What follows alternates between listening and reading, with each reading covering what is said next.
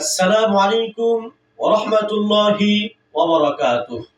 আসুন জেনে নেই নামাজ নষ্ট হওয়ার অন্যতম একটি কারণ।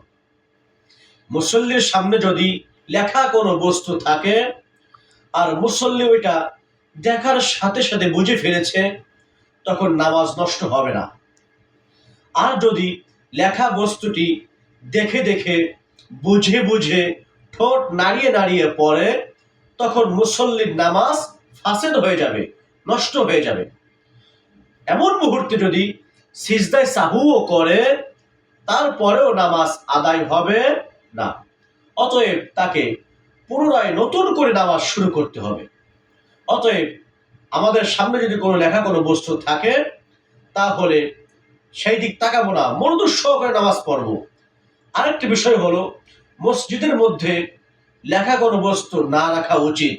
সেটা আরবি হোক, বাংলা হোক, যে কোনো বিষয়। যদি আমরা বাসায়ও নামাজ পড়ি, তখনও আমার সামনে লেখা কোনো বস্তু না রাখা, ইনশাআল্লাহ।